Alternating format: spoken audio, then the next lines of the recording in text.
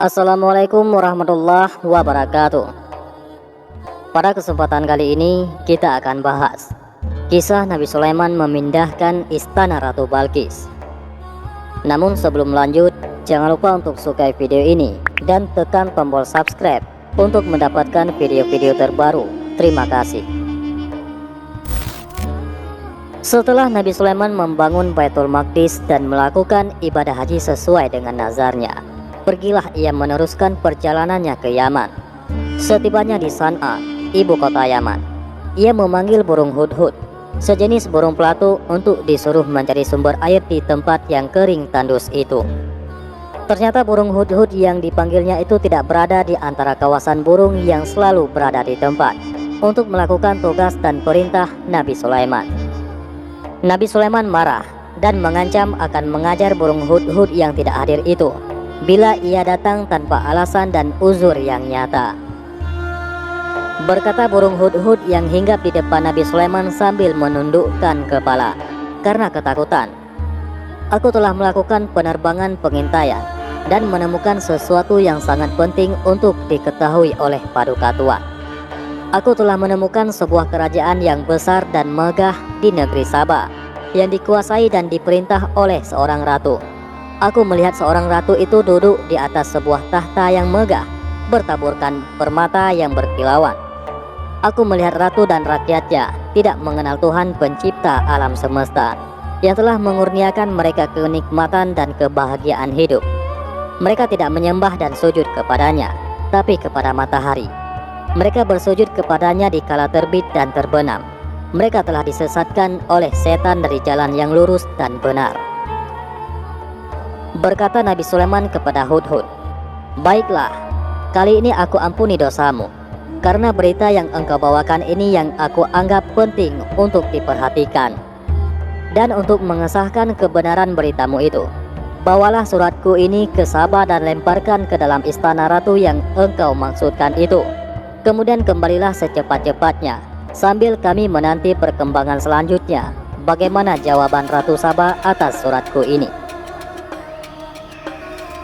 Burung hudhud terbang kembali menuju Sabah, dan setibanya di atas istana kerajaan Sabah, dilemparkanlah surat Nabi Sulaiman tepat di depan Ratu Balqis yang sedang duduk dengan megah di atas tahtanya. Ia terkejut melihat sepucuk surat jatuh dari udara tepat di depan wajahnya. Ia lalu mengangkat kepalanya melihat ke atas, ingin mengetahui dari manakah surat itu datang, dan siapakah yang secara kurang hormat melemparkannya tepat di depannya. Kemudian diambillah surat itu oleh ratu, dibuka dan dibacalah isi suratnya yang berbunyi, "Dengan nama Allah yang Maha Pengasih lagi Maha Penyayang, surat ini adalah daripadaku, Sulaiman. Janganlah kamu bersikap sombong terhadapku dan menganggap dirimu lebih tinggi daripadaku. Datanglah sekalian kepadaku berserah diri." Setelah dibaca berulang kali surat Nabi Sulaiman, Ratu Balqis memanggil para pembesarnya dan para penasihat kerajaan berkumpul untuk memusyawarahkan tindakan apa yang harus diambil sehubungan dengan surat Nabi Sulaiman yang diterimanya itu. Berkatalah para pembesar itu ketika diminta penimbangan, "Wahai Paduka Tuan Ratu, kami adalah putra-putra yang dibesarkan dan dididik untuk berperang dan bertempur, dan bukan untuk menjadi ahli pemikir atau perancang yang patut memberi pertimbangan atau nasihat kepadamu. Kami menyerahkan kepadamu untuk mengambil keputusan yang akan membawa kebaikan bagi kerajaan, dan kami akan tunduk dan melaksanakan segala perintah dan keputusanmu tanpa ragu. Kami tidak akan gentar menghadapi segala ancaman dari manapun datangnya demi menjaga keselamatanmu dan keselamatan kerajaanmu."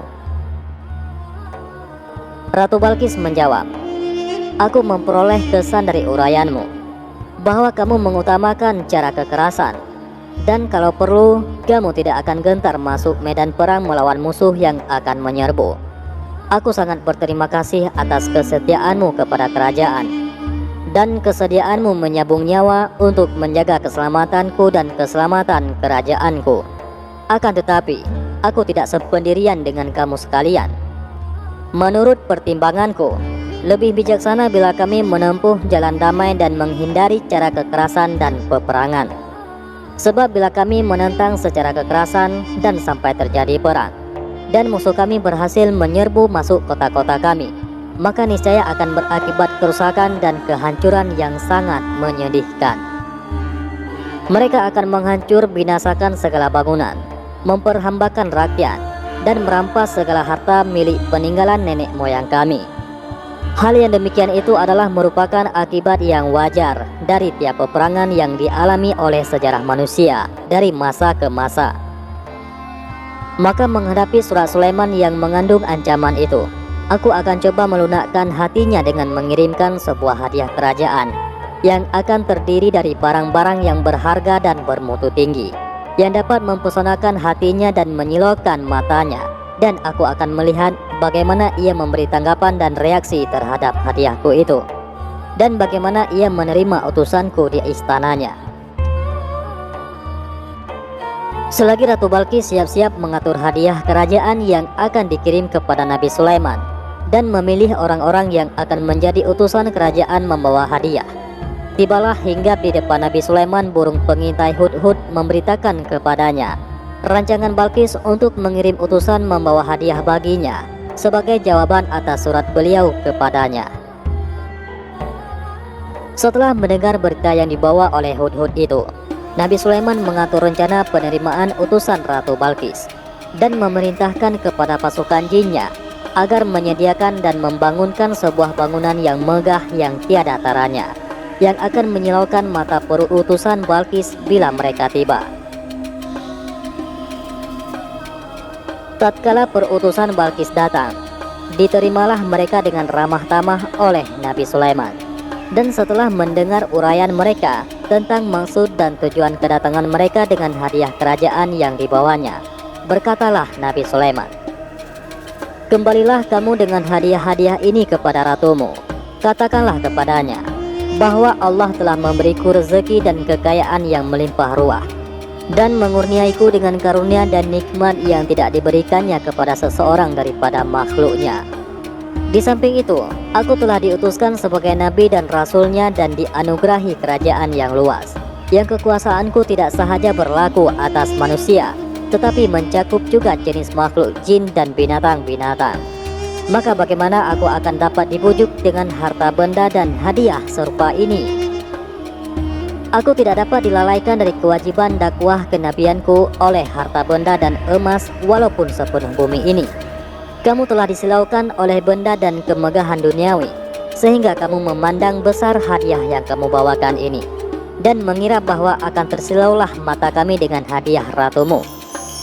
Pulanglah kamu kembali dan sampaikanlah kepadanya bahwa kami akan mengirimkan bala tentara yang sangat kuat yang tidak akan terkalahkan ke negeri Sabah, dan akan mengeluarkan ratumu dan pengikut-pengikutnya dari negerinya sebagai orang-orang yang hina dina yang kehilangan kerajaan dan kebesarannya, jika ia tidak segera memenuhi tuntutanku dan datang berserah diri kepadaku."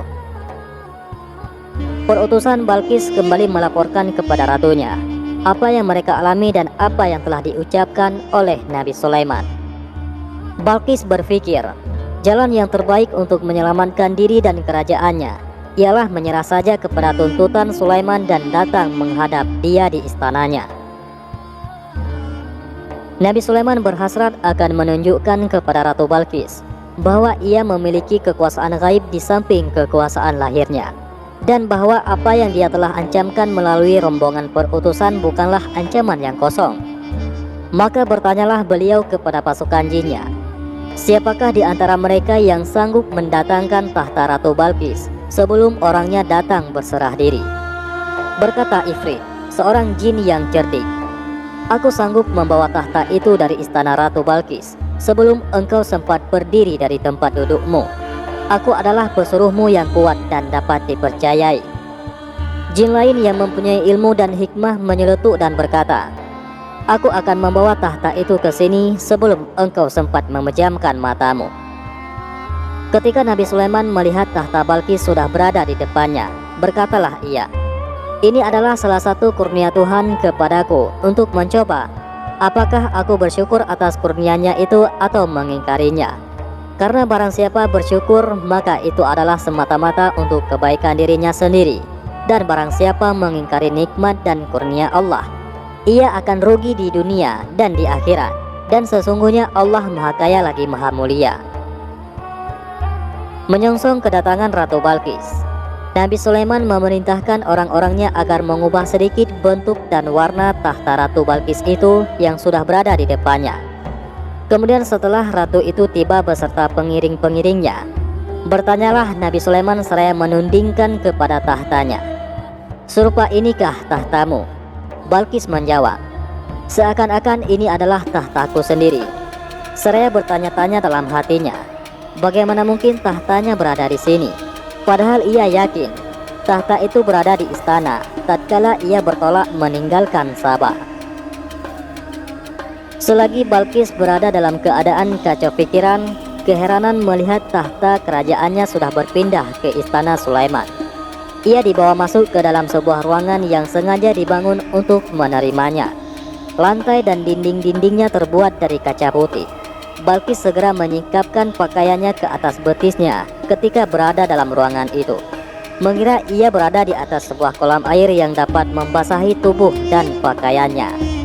Berkata Nabi Sulaiman kepadanya, "Engkau tidak usah menyingkap pakaianmu. Engkau tidak berada di atas kolam air. Apa yang engkau lihat itu adalah kaca-kaca putih yang menjadi lantai dan dinding ruangan ini." "Oh Tuhanku," Balqis berkata menyadari kelemahan dirinya terhadap kebesaran dan kekuasaan Tuhan yang dipertunjukkan oleh Nabi Sulaiman.